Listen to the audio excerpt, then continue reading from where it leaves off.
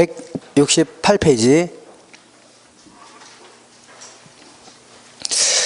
자, 지금부터는 이제 직접 감정평가를 해보는 이러한 형태를 알아보는 겁니다. 이걸요, 감정평가의 3방식이다. 그러니까, 감정평가할 때는 세 가지 측면에서 평가해 볼 수 있다. 그런 얘기입니다. 이걸요, 감정평가의 3방식 해줍니다. 자, 요거 볼게요. 이렇게 본다면, 어떤 부동산이 있다면, 이 부동산을 평가하는 방법은 세 가지 측면에서 평가해 볼 수 있습니다. 하나, 두 개요, 세 가지 측면. 먼저, 자, 이게 건물 같은 경우는 들어간 비용이 얼마냐, 비용을 기초로 평가해 볼 수 있는 겁니다. 예를 들어서 자동차 같은 경우에는 자동차 만드는데 비용이 들어가요, 안 들어가요?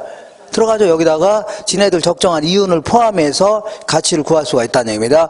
그 다음에 두 번째는 시장에서 요와 유사한 놈이 시장에서 거래된 적이 있답니다. 그래서 차이점만 수정하겠다는 얘기죠. 이렇게 하는 걸요, 시장에서 거래된 가격을 기초로 평가해 볼 수 있습니다. 세 번째는요, 요걸 통해서 미래 예상되는 수익이 있죠. 요걸 기초로 해서 평가해 볼 수가 있는 겁니다. 이렇게. 자, 그러면 자, 지금부터 자, 들어간 비용이 얼마냐, 요걸 기초로 평가하는 걸요, 이거를 원가 방식이다 해줍니다. 무슨 방식이라고요? 원가 방식. 그 다음에 시장에서 거래되는 가격을 기초로 평가하는 걸요, 비교 방식이라는 겁니다.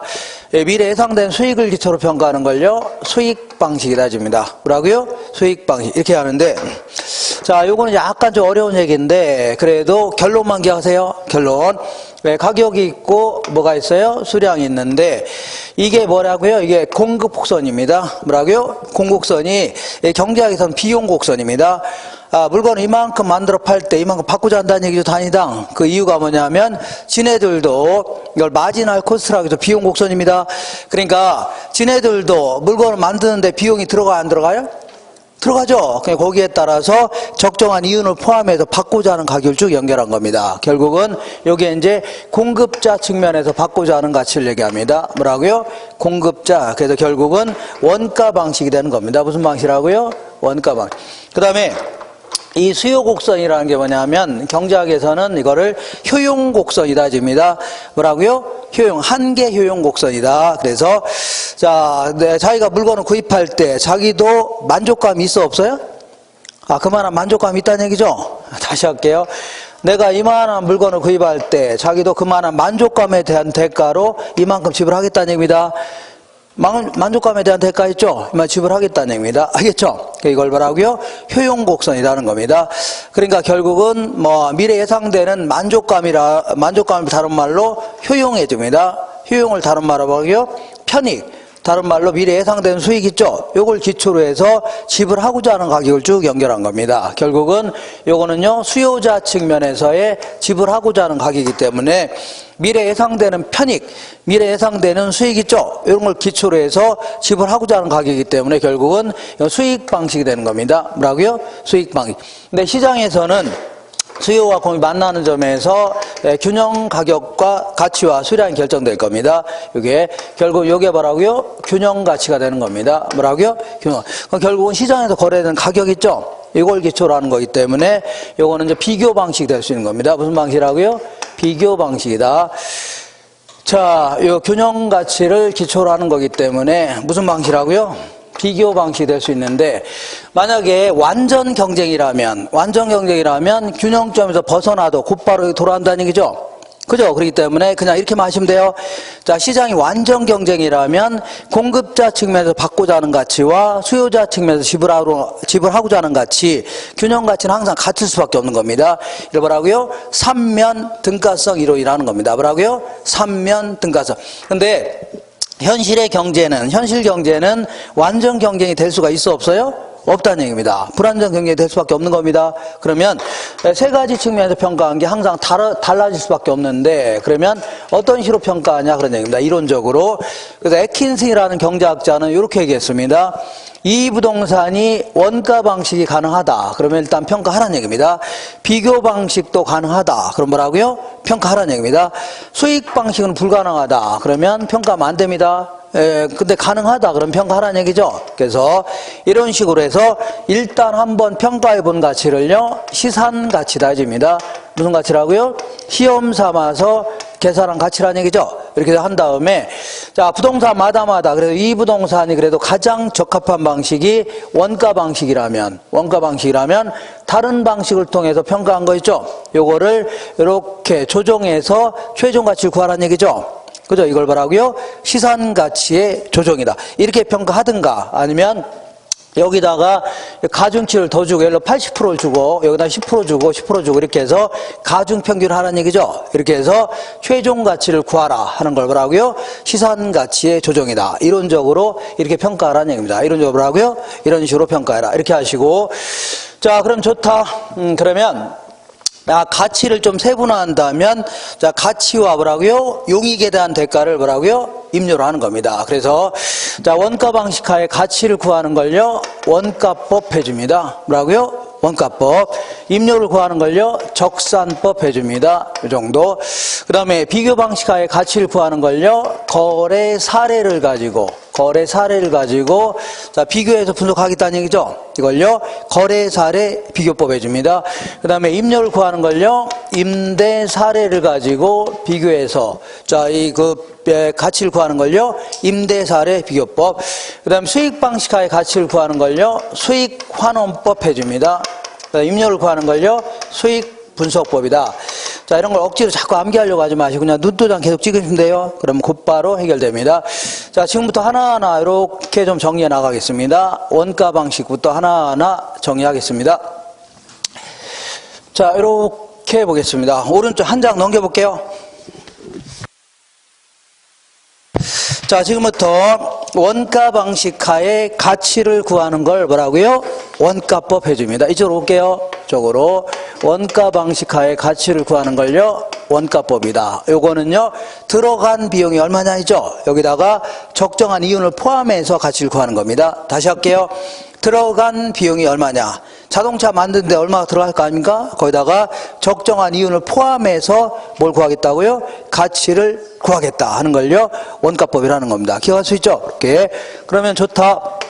자, 이 부동산이, 어떤 부동산이 있는데, 예, 보통 들어간 비용을 기초로 하기 때문에, 건물이라든가 자동차라든가 이런 거는 평가할 수 있지만, 토지를 만드는 데 들어간 비용이 있어요?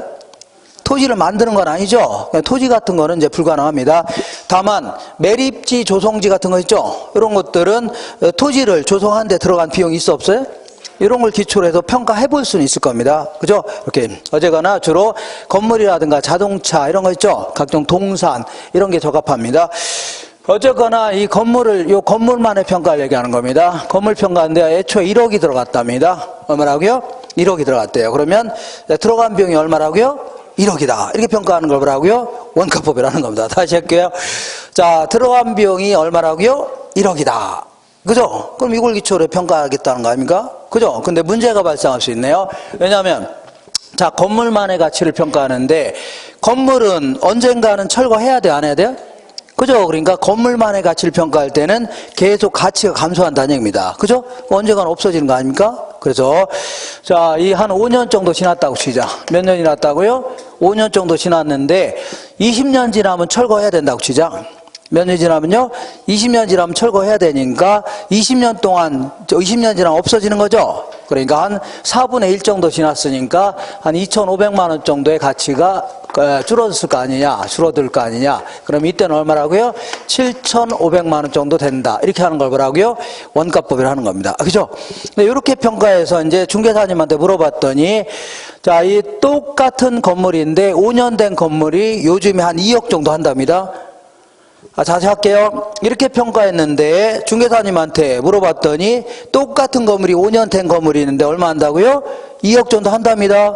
그럼 이렇게 평가하면 얼마밖에 안 돼요? 7,500밖에 안 되죠? 그럼 이렇게 평가하면 돼요? 안 돼요? 안 됩니다. 왜냐하면 건물도 실물자산이죠? 이런 것도 실물자산 아닙니까? 물가가 올라가요? 안 올라가요? 올라갈 수 있다는 얘기입니다. 예를 들어서 주변에 지하철 같은 게 들어오거나 학교 같은 게 들어오면 건물의 가격도 안 올라가요? 올라가죠? 그러니까 이렇게 평가하면 돼요? 안 돼요? 안 됩니다. 그러니까 물가의 상승도 반영시켜줘야 돼? 안 해야 돼요? 해야 된다는 얘기입니다. 그죠? 그래서, 그러면 어떻게 하냐? 이렇게 하자. 자, 이렇게 여기서 이제 요게 이제 중요한 겁니다. 5년 된 이거는 들어간 비용을 기초로 하는 거니까 어차피 5년 된 시점에서의 이 건물을 다시 한번 지어본다 가정하는 겁니다. 5년 된 시점에서 뭐라고요? 건물을 다시 한번 지어본다면 건축 자재 같은 게 가격이 올랐어 안 올랐어요? 오를 수도 있고 인건비도 오를 수 있죠. 그리고 그 건설업자가 가져가려고 하는 돈도 많을 수가 있죠. 그러면 이렇게 해보자. 어차피 들어간 비용을 기초로 하는 거니까 5년 된 시점에서의 건축 자재 가격, 인건비, 수급인의 이윤 같은 거 있죠. 건설업자 이윤 같은 걸로 다시 한번 지어본다면 1억이 아니라 3억이 들어간답니다. 얼마 들어간다고요? 3억. 그럼 일단 물가 상승이 반영됐어요? 안 됐어요? 됐죠? 이 상태에서 20년 지나면 철거해야 되는데 한 5년 정도 지났으니까 1억 정도의 가치가 줄었을 거 아니냐. 그럼 이때는 얼마라고요? 2억 정도의 가치가 있다. 이렇게 평가하는 걸 뭐라고요? 원가법이라 하는 겁니다. 알겠죠? 감이 오시나요? 이렇게 하시고, 자, 지금부터 저 3억을 뭐라고 하냐면 재조달 원가다 해줍니다. 무슨 원가라고요? 5년 된 시점에서의 건축 자재, 인건비 이런 걸로 다시 한번 지어본다면 얼마인가? 이걸요, 재조달 원가. 저 1억을 뭐라 하냐면 감가 누계액이라는 겁니다. 5년 동안의 감가액을 좀 합친 걸 뭐라고요?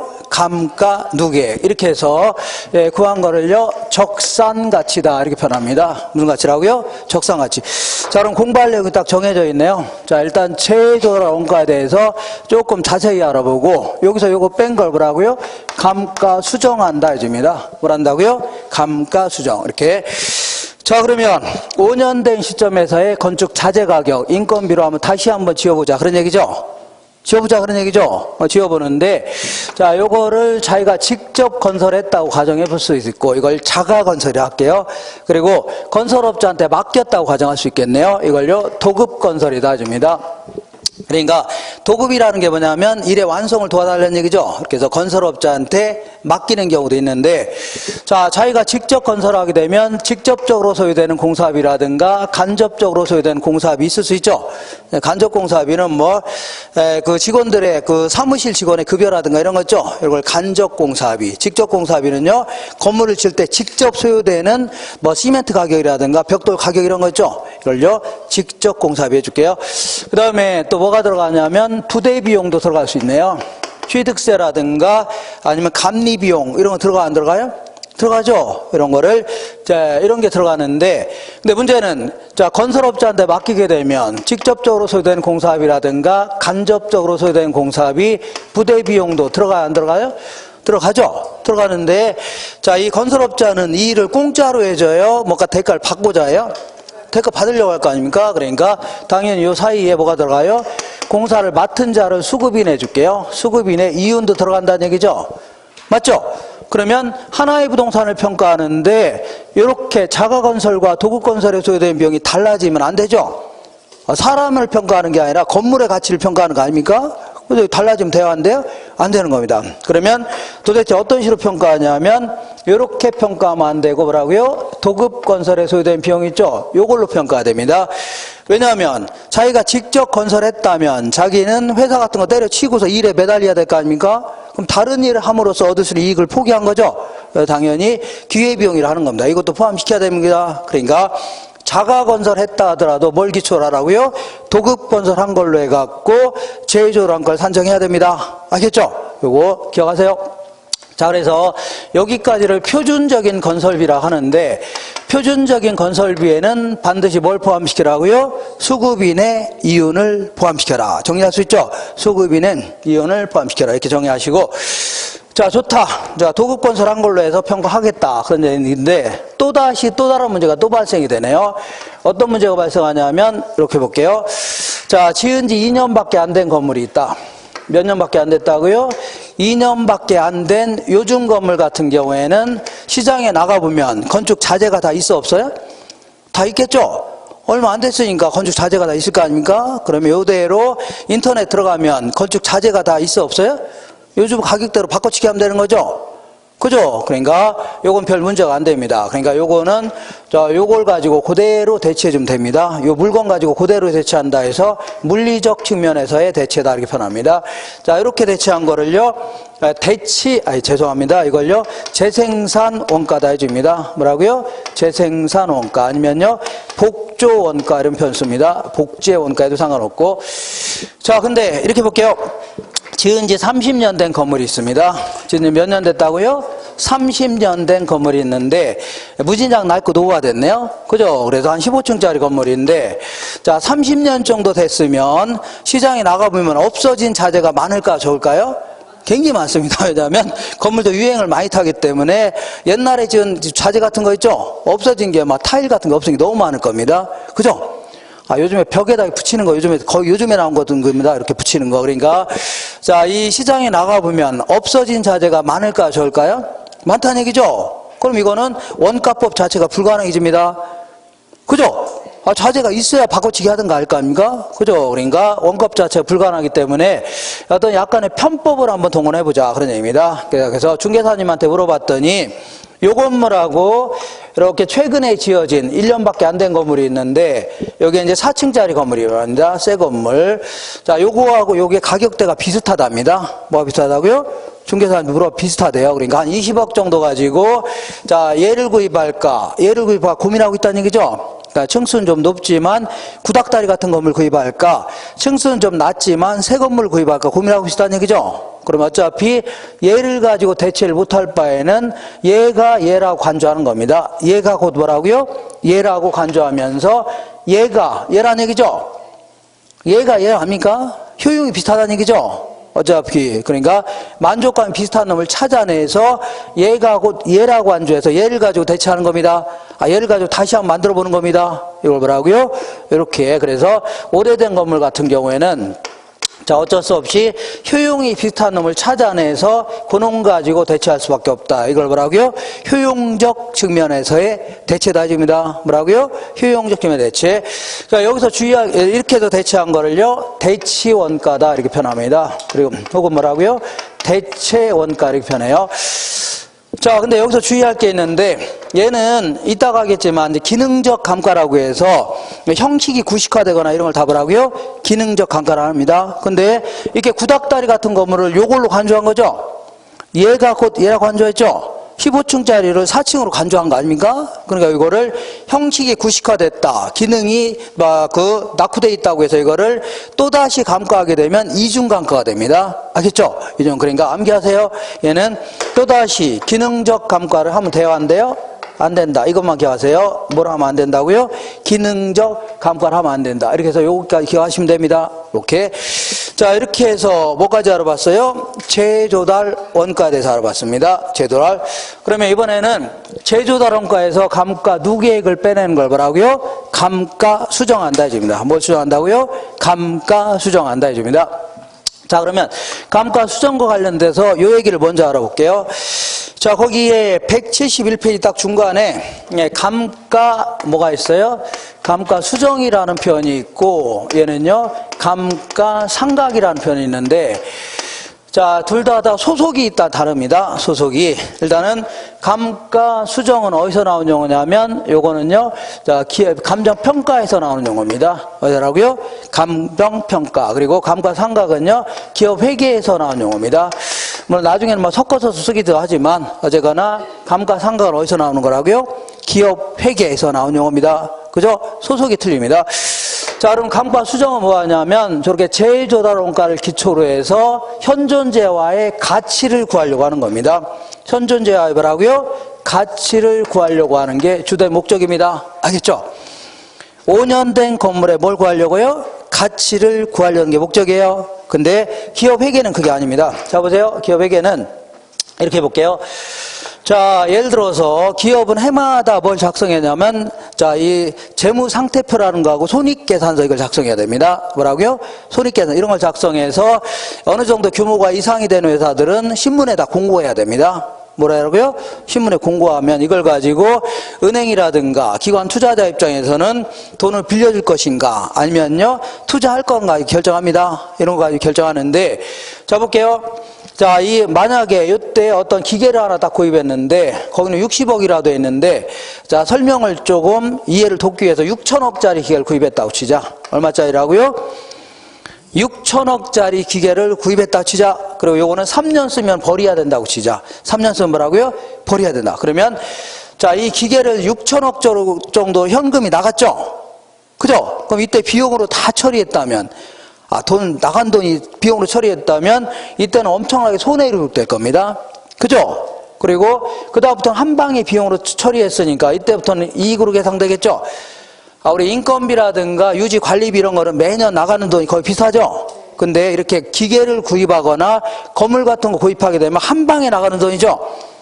10년 한 방에 나간 돈 아닙니까? 이걸 돈이 나갔을 때 한 방에 비용으로 처리했으면 그 해에는 어마하게 손해가 기록될 겁니다. 그다음부터는요, 엄청난 이익이 예상되죠? 그러면, 자, 기업은 2개년도 재무제표 이렇게 보고해야 되는데, 이 회사를 딱 보는 순간, 이야, 장사 무진장 잘 되네. 나가는 돈도 별로 없고, 그러니까 은행 입장에서 돈 빌려줘야 되겠다. 기관 투자자 입장에서는 뭐 투자해야 되겠다. 이렇게 하면 잘못된 의사결정할 수 있다는 얘기입니다. 누가 알고요? 이해관계자들이 잘못된 결정할 수 있어요. 그래서 기업 회계는 이렇게 하는 게 아닙니다. 이렇게 하는 게 아니라 이렇게 한 방에 나가는 돈들은 일단 취득 원가로 기록됐다가 뭐라고요?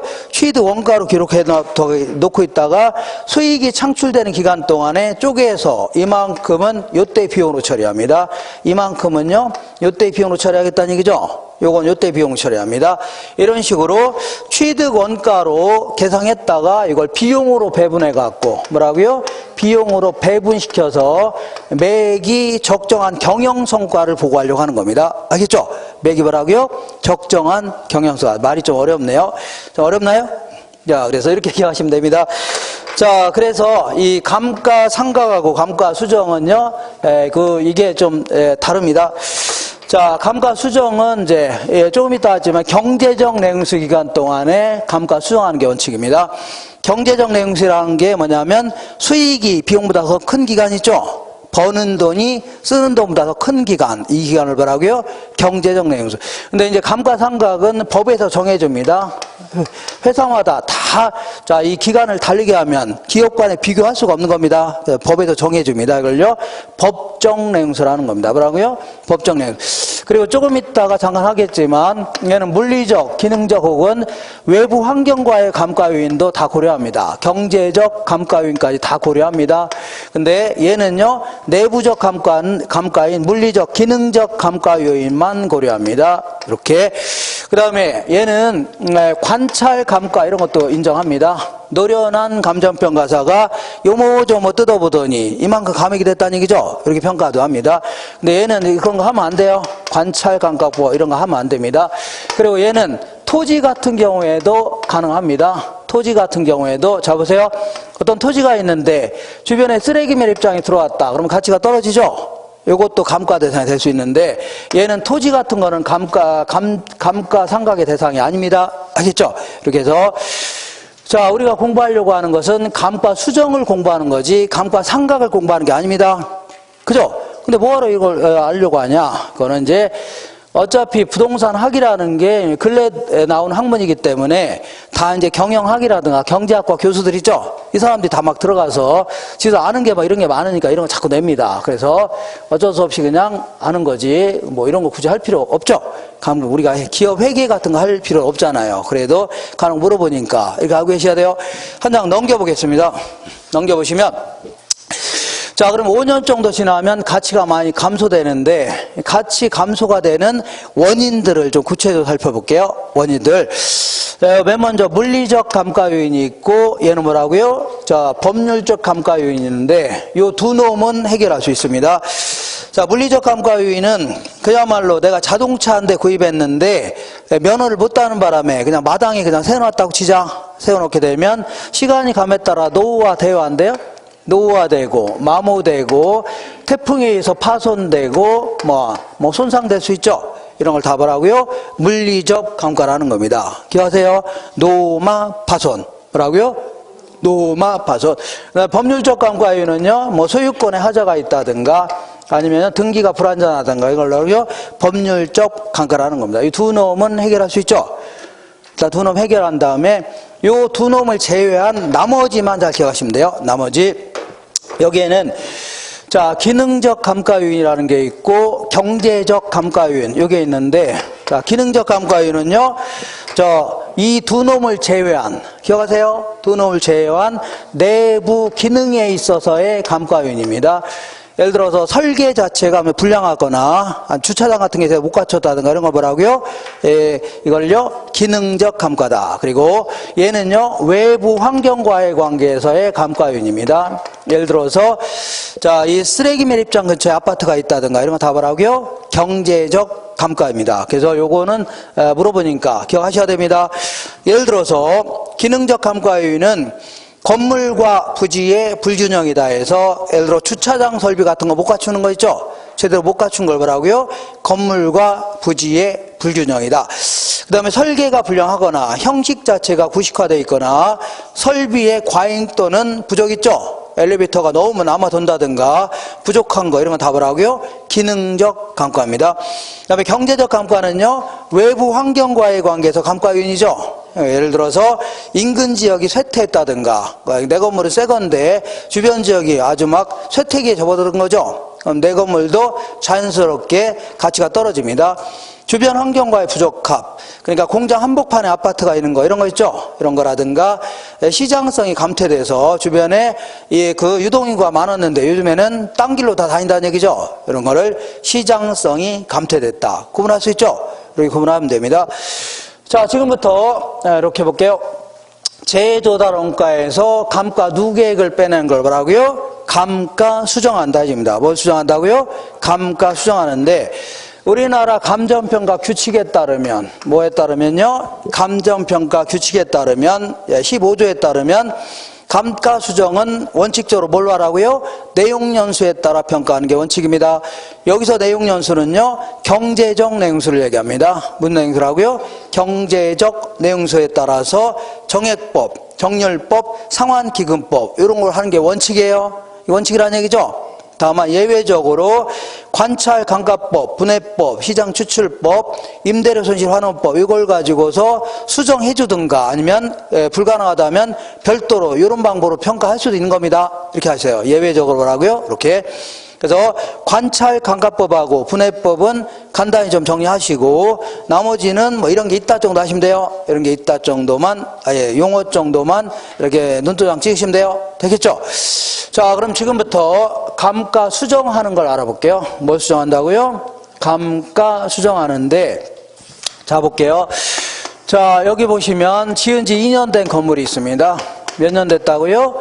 2년 된 건물이 있는데, 애초에 건물을 80만 원 들여서 건물 지었답니다. 근데 2년 된 시점에서의 건축 자재 가격, 인건비로 다시 한번 지어본다면 100만 원은 들어간답니다. 자, 그럼 물가 상승이 반영됐어요? 안 됐어요? 됐죠? 요거를 뭐라고요? 재조달 원가라는 겁니다. 뭐라고요? 재조달 원가. 그리고 요거는 5년 지나면 철거해야 된답니다. 뭐라고요? 철거. 철거하는 이유가 뭐예요? 자, 버는 돈보다 쓰는 돈이 크다는 얘기죠? 요걸요, 경제적 내용수라는 겁니다. 무슨 내용수라고요? 경제적 내용수. 그러면 철거하게 되면 쇳덩어리 이런 거 나와야 안 나와요? 이거 나오면, 이거 고물상에 팔면 돈 좀 돼야 안 돼요? 되죠? 이걸 잔존 가치라는 겁니다. 그러니까 한 10만 원 정도는 챙길 수 있다고 치자. 이거 뭐라고요? 잔존 가치다 해줍니다. 그러면 100만 원짜리가 5년 지나면 10만 원밖에 안 남죠? 그죠? 그러면 5년 동안의 가치가 얼만큼 감소한 거예요? 100만 원짜리가 5년 지나면 얼만큼 가치 감소한 거예요? 90만 원 가치 감소한 거 아닙니까? 이 90만 원을 매년 적정액씩 감액을 시키자 그런 얘기입니다. 이걸요 내용 연수에 한 방법이다 해줍니다. 뭐라고요? 내용 연수의 방법. 자, 여기에는 크게 이제 세 가지가 있는데 맨 먼저 정액법이라는 게 있습니다. 이렇게. 자, 정액법은 요거는 계산 문제가 나오기도 합니다. 자주 나오니까 요건 할 줄 아셔야 돼요. 그죠? 할 줄 아셔야 됩니다. 이렇게 합니다. 얘는 90만 원을 5년 지나면 90만 원만큼 가치 감소하죠. 그럼 90만 원을 5로 쪼개는 겁니다. 5로 나누는 거예요.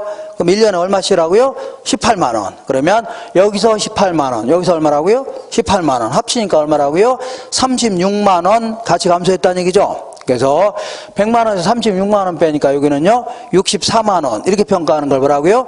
정액법이라는 겁니다. 아시겠죠? 정액법. 자, 근데 뭐 다 대충 알 것 같은데 이거 나중에 계산 문제 많이 해봐야 됩니다. 안 돼요. 대충 다 알 것 같은데 여기 제가 그림의 형태를 알아볼게요. 아니 다 알 것 같은데 무슨 그림을 왜 그리냐 그런 얘기인데 얘는요 다른 방식하고 한번 비교해 보려고 한번 그려보는 겁니다. 이렇게 자 다른 방식하고 비교해 보려고. 자, 정액법은 이게 이제 100만 원입니다. 100만 원인데 5년 지나면 10만 원 챙길 수 있다고 했죠. 그래서 90만 원만큼 같이 감소하는데 요거를 5년 동안 똑같이 평분해서 쪼개는 겁니다. 똑같이 쪼개는 겁니다. 그러니까 90만 원 나누기 5 하면 얼마라고요? 18만 원이죠. 그러니까 이걸 똑같이 쪼개는 겁니다. 이렇게. 자, 여기서 18만 원, 여기서 18만 원. 2년 지났다고 했죠. 그러니까 36만 원만큼 같이 감소했네요. 이만큼. 이게 바로 감가 누계액입니다. 나머지가 뭐라고요? 나머지가 적산 가치가 되는 겁니다. 여기서 요거 뺀 나머지가요? 적산 가치다. 이렇게 해줍니다. 자, 그 다음에 이제 정률법이라고 있는데, 요거는 재작년에, 이게 시험에서 물어봤는데, 자, 계산 문제를 물어봤는데, 자, 거의 다 틀렸습니다. 뭐라고요? 거의 다 틀렸는데 저랑 공부했던 분들은 거의 다 맞췄습니다. 맞췄어요. 그래서 하도 신기해서 어떻게 맞췄어요? 그랬더니 어떻게 했다고요? 어떻게 했다고요? 아주 잘 찍었답니다. 뭐라고요? 아주 잘 찍었대요. 그래서 이런 거 나오면 어떻게 해요? 잘 찍는 게 장땡입니다. 자꾸 이런 거 자꾸 풀려고 하면 오히려 공부가 더 힘들어져요. 그죠? 그러니까 요거는 의미 정도 하시면 돼요. 나중에 한번 풀긴 풀 겁니다. 언젠가는 한번 계산 문제가 나오긴 할 겁니다. 그래서 그때 풀기로 하고 지금은 자꾸 이렇게 어려운 문제를 자꾸 풀려고 하면 절대 안 됩니다. 자꾸 시간도 없는데 뭐라 해야 돼요? 중개사법도 해야 되고 할 것도 수두룩한데 이런 거 자꾸 우리는 어려운 문제 자꾸 버려야 됩니다. 평이한 문제 있죠? 요거 위주로 자꾸 맞춰야 됩니다. 어쨌거나 10만 원 챙길 수 있습니다. 그리고 요거는 정률법 어떻게 하는 거냐면 처음에는 감가액을 많이 산정하고 시간이 갈수록 점점 줄여주는 이러한 방식을 뭐라고요? 정률법이라 줍니다. 알겠죠? 이렇게.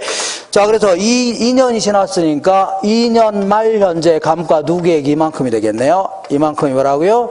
감가 누계액이다. 그리고 나머지가요, 요거 빼니까 적산 가치가 요게 바로 적산 가치가 되는 겁니다. 이런 식으로 한 걸 뭐라고요? 정률법이다. 이렇게만 하세요. 처음에는 감가액을 많이 산정하고 시간이 갈수록 점점 뭐라고요? 줄여주는 방식 있죠? 뭐라고요? 정률법이다. 이렇게 하시면 돼요. 자, 이번엔 상환기금법에 대해서 알아볼게요. 자, 상환기금법은 요거는 자, 어떻게 하는 거냐면 요거는 이제 광산 같은 경우에 적합하다 이렇게 표현합니다. 뭐라고요?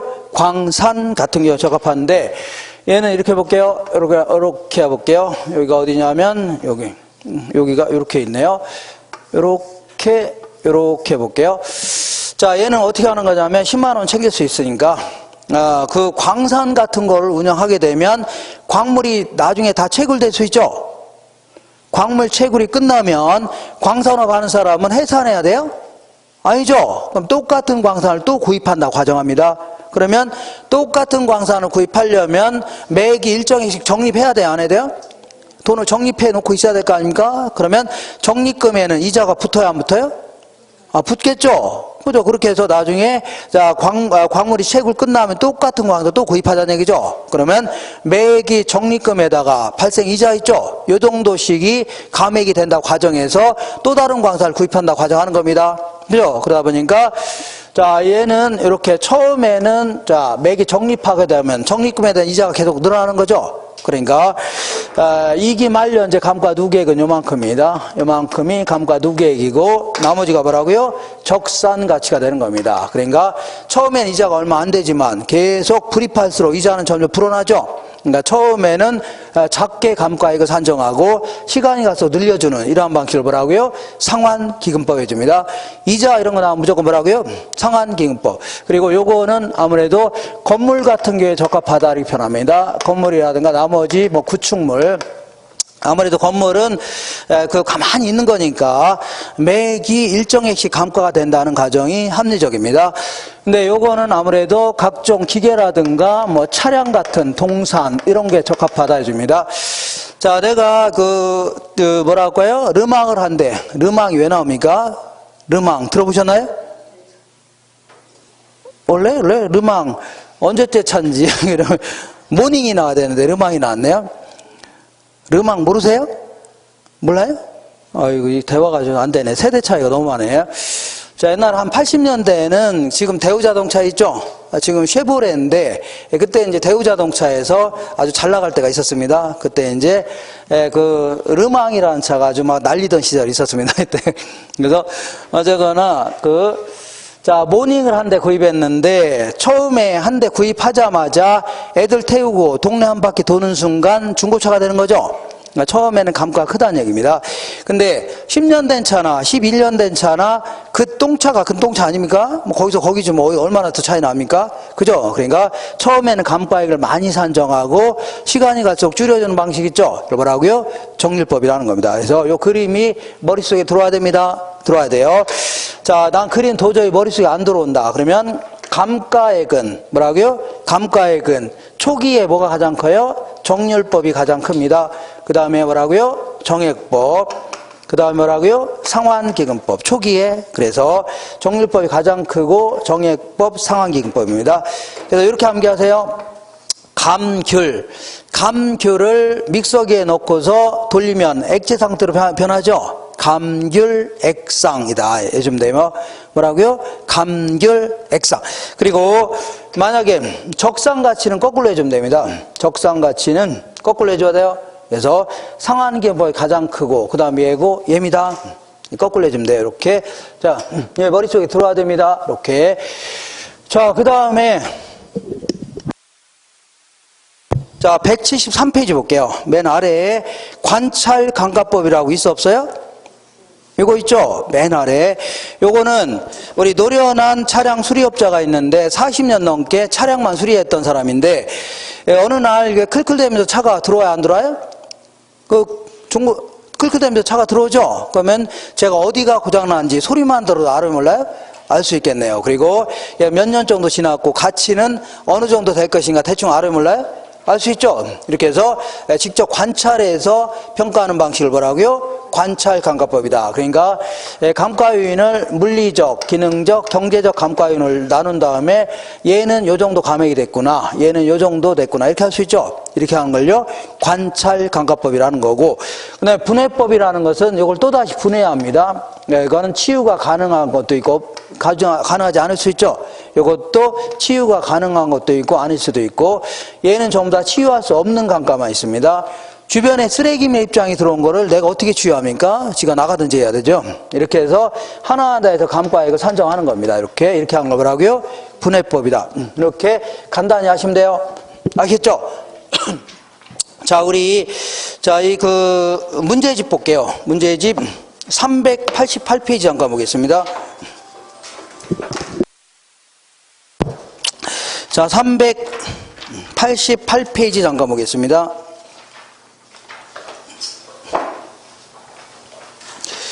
자, 어디를 볼 거냐면요. 자, 390페이지를 먼저 보겠습니다. 390페이지 5번 볼게요. 5번에 이렇게 계산 문제가 이제 자주 물어보는데, 자, 5번에 경과년수가 10년이 경과했답니다. 10년이 경과됐대요. 그 다음에 평당 제조도량가가 500만 원인 100평짜리 주택이 있답니다. 그러니까 이렇게 제조도량가가 주어졌을 경우는 그래도 풀만합니다. 자, 한 평당 얼마라고요? 500만 원이니까 100평이죠? 그러니까 제조도량가가 얼마라고요? 5억이 되겠네요. 얼마라고요? 5억. 자, 그 다음에 잔존 내용수는 40년이랍니다. 남아있는 연도는 얼마라고요? 40년. 그럼 총 합쳐서 얼마라고요? 50년. 이게 바로 경제적 내용수입니다. 경제적 내용수. 그러면 정액법에 의한 적산가치는 얼마인가? 잔존가치율은 10%랍니다. 이 5억이 50년 지나면 10% 챙길 수 있다는 얘기죠. 그러니까 5천만 원은 챙길 수 있다. 자, 그러면 자, 5억짜리가 50년 지나면 5천만 원밖에 안 남죠? 그러니까 50년 동안에 얼만큼 가치 감소하는 거예요? 4억 5천만 원만큼 가치 감소하네요. 그죠? 그러니까 매년 감가액은 이렇게 계산합니다. 요거를 50년으로 쪼개면 됩니다. 몇 년이라고요? 50년으로 쪼개게 되면 매년 얼마냐? 90만 원 나올 겁니다. 얼마라고요? 90만 원? 아니다. 900만 원이네요.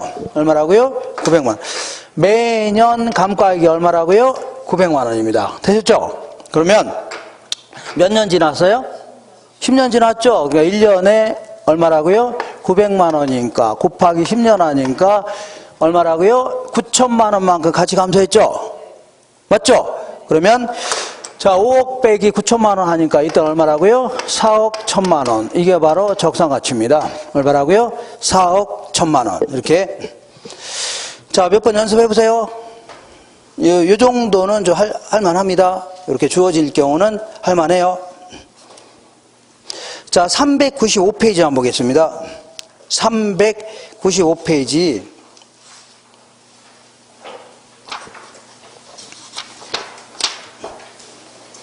자, 7번 볼게요. 7번. 395페이지에 7번. 자, 원가 방식에서 감가 수정하는 방법을 비교한 것이다. 그 내용이 올바르지 못한 것은 정액법은 감가액이 매년 일정하죠? 맞아요? 틀려요? 원래? 정액법은 매년 일정해요? 안 일정해요? 일정하죠? 그 다음에 두 번째 볼게요. 정률법은 감가액이 초년도에 가장 크고 재산가치가 체감함에 따라서 상가액도 갈수록 체감하죠? 처음에는 많고 나중에 줄어든다는 얘기입니다. 세 번째 볼게요. 상환기금법은 감가액이 매 일정한 이자를 발생한다는 가정하에 감가액이 초년도에는 가장 작고 재산가치가 감소됨에 따라서 상가액은 갈수록 체증한다는 얘기죠. 점점 증가합니다. 점점 뭐라고요? 증가한다. 4번의 관찰감가법은 감정평가 주체가 대상부동산 전체에 대한 감가액을 직접 관찰하여 구하는 방법이다. 맞는 거죠? 5번이 틀렸는데 초기에 적산가치가 큰 순서는 자 볼게요. 아까 얘기한 대로 초기에 감가액이 가장 큰 순서는요. 감귤액상이다. 감귤 뭐라고요? 액상이다. 해서 감가액이 가장 큰 수는 얘가 가장 큽니다. 그러면 적산가치는 거꾸로 해주라고 했죠? 적산가치는 이렇게 해줘야 됩니다. 상환기금법이 가장 크고 그 다음 뭐라고요? 정액법, 정률법입니다. 알겠죠? 이렇게. 자, 그래서 그 부호를 좀 거꾸로 해줘야 돼요. 5번은 뭐라고요? 부호를 이렇게 거꾸로 해줘요. 거꾸로 해줘야 됩니다. 그리고 자, 해설에 오류가 있는데 한 장 넘겨볼게요. 자, 397페이지에 8번 볼게요.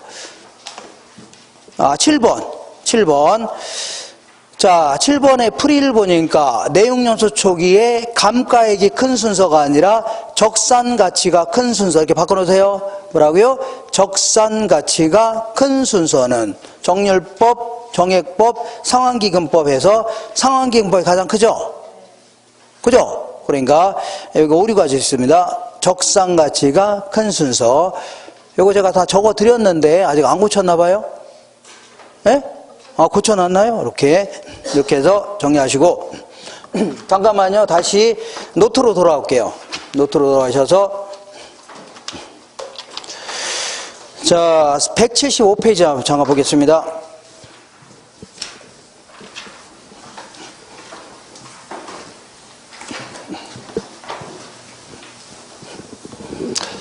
요거 지울게요.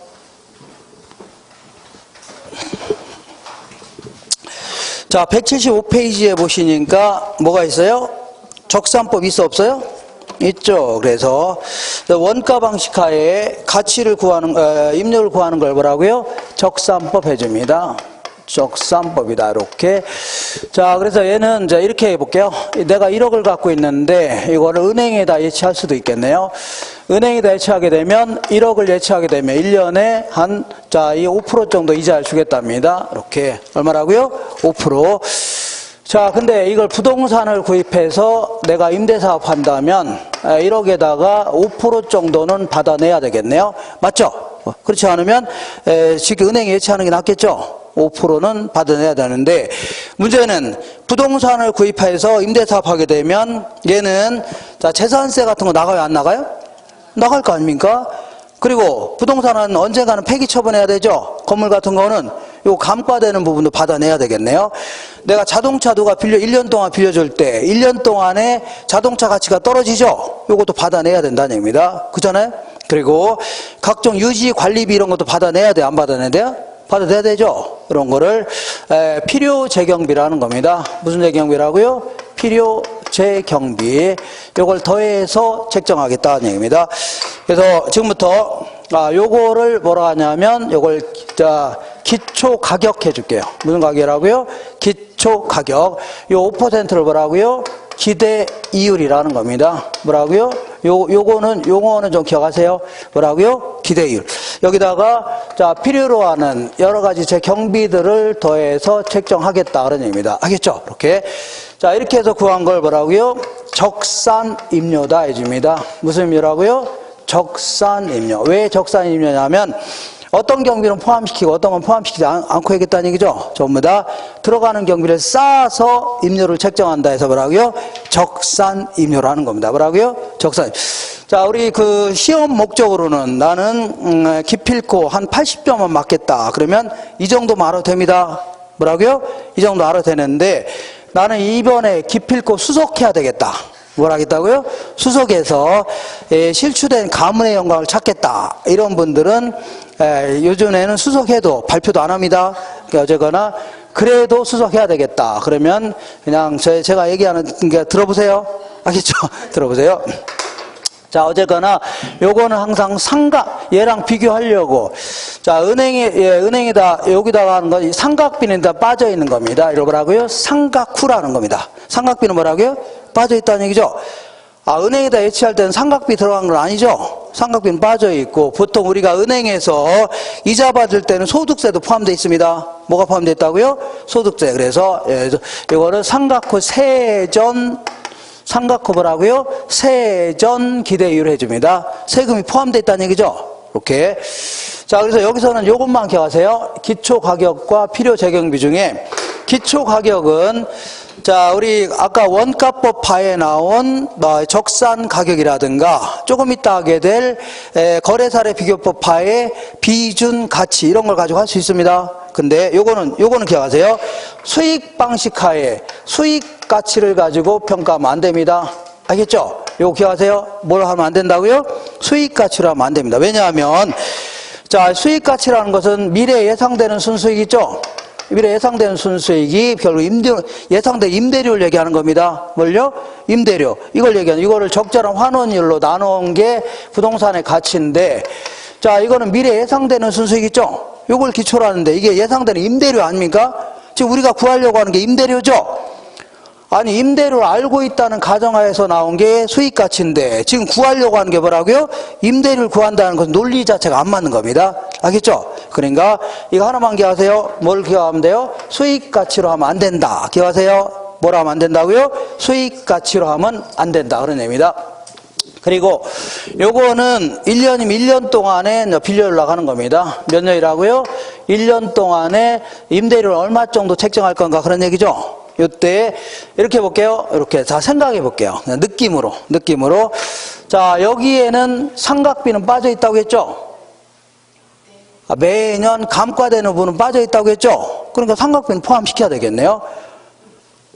자동차 내가 빌려주면서 1년 동안은 감가되는 부분은 받아내야 돼요? 안 받아내요?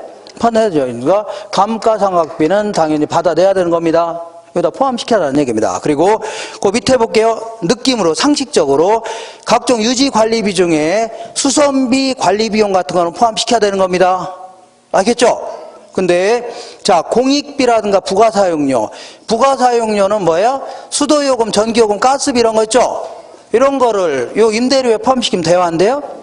얘네들은 많이 쓰는 사람 많이 내야 되지 매년 임대료에 포함시키면 돼요? 안 돼요? 안 됩니다. 이거는 별도로 고지해야 되는 겁니다. 어떻게 고지하라고요? 별도로 고지하다는 겁니다. 무슨 얘기 하겠나요? 그리고 공익비라고 해서 엘리베이터 같은 경우에는 여러 사람이 쓰는 비용이죠. 근데 이거 1층에 있는 사람들은 엘리베이터 써요? 안 써요? 1, 2층 사람 안 쓰죠? 이런 사람 받아내면 안 되는 겁니다. 그러니까 얘네들은 별도로 고지해야 됩니다. 공익비 부가사용료는 뭐라고요? 별도로 고지해야 된다. 그리고 자본적 지출액이라는 게 뭐냐면 엘리베이터 같은 거 설치하는 거 있죠? 이런 걸 자본적 지출이라는 겁니다. 대수선 같은 거 하는 거 뭐라고요? 자본. 근데 엘리베이터 설치한 걸 왜 1년 동안 임대료를 다 받아냅니까? 요거는 어디에 포함시켜야 돼요? 기초 가격에 포함시켜서 내용요소 전 기간 동안에 쪼개서 받아내야 될 성질입니다. 알겠죠? 이거 상당히 어렵습니다.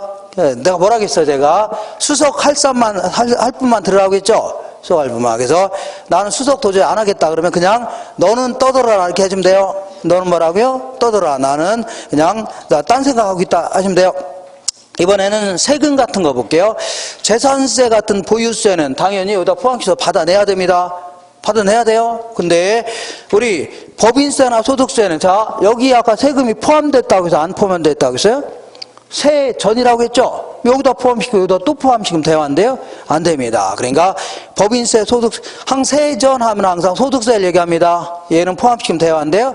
안 됩니다. 그리고 취득세를 내가 구입하면서 취득세 2천만 원 나간 걸 왜 1년 동안 받아내려고 합니까?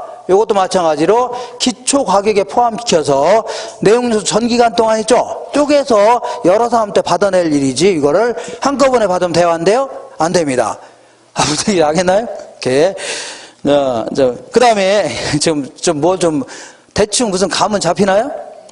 그 다음에 손해보험료 같은 거 볼게요. 손해보험료는 소멸성 보험료는 나중에 환급이 안 되는 겁니다. 환급이 안 되는 거 받아내야 되겠죠? 근데 나중에 그대로 환급해준답니다. 이걸요. 비소멸성 보험료는 여기다 포함시키면 안 되죠? 돌려받을 거니까 이렇게 해주면 돼요. 그 다음에 결손준비비라고 해서 행여나 혹시 토끼여서 못 받을지 모르는 임대료 있죠? 이걸 결손 보존료로 하는 겁니다. 결손 준비비라고 하죠. 근데 이거를 임대 보증을 받았다.